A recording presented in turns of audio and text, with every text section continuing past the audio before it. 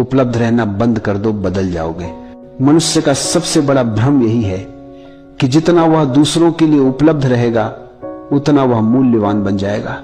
लेकिन सच्चाई यह है कि जितना तुम उपलब्ध रहते हो उतना ही लोग तुम्हें साधन समझने लगते हैं, इंसान नहीं। लोग तुम्हारे समय को अपना हक समझ लेते हैं, तुम्हारी ऊर्जा को अपनी जेब, तुम्हारी भावनाओं को खिलौना और तुम्हारी उपस्थिति को मुफ्त सेवा की तरह धीरे धीरे तुम खुद को खो देते हो। क्योंकि हर किसी के लिए उपलब्ध रहते रहते तुम खुद के लिए उपलब्ध रहना भूल जाते हो। जिस दिन तुम हर किसी के लिए दरवाजा खोलना छोड़ दोगे उसी दिन तुम खुद के भीतर का दरवाजा खुलते हुए महसूस करोगे। लोग जो हमेशा उपलब्ध रहते हैं वे सबसे ज्यादा थकते हैं, सबसे ज्यादा टूटते हैं और सबसे ज्यादा इस्तेमाल किए जाते हैं। दुनिया कभी किसी को नहीं कहती कि बस तुमने काफी दिया। दुनिया लेने में थकती नहीं, इंसान देने में थक जाता है। क्योंकि दुनिया वही चीज गंभीरता से लेती है जो दुर्लभ हो, जो हर समय उपलब्ध हो। वो धीरे धीरे लोगों की प्राथमिकता से भी हट जाता है। तुम सोचते हो कि उपलब्ध रहकर लोग तुम्हें पसंद करेंगे, लेकिन सच उल्टा है। बहुत ज्यादा उपलब्ध रहो, लोग तुम्हें हल्का समझने लगते हैं।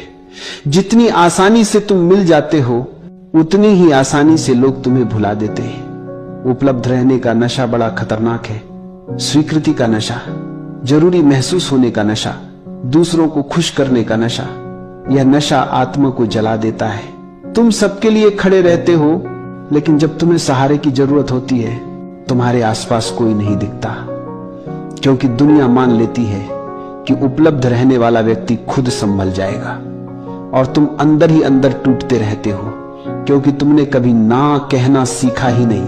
ना कमजोरी नहीं है, ना सीमा है, ना दीवार है जो तुम्हारी ऊर्जा की रक्षा करती है, ना वह शुद्ध शक्ति है जिससे तुम खुद को वापस पाते हो।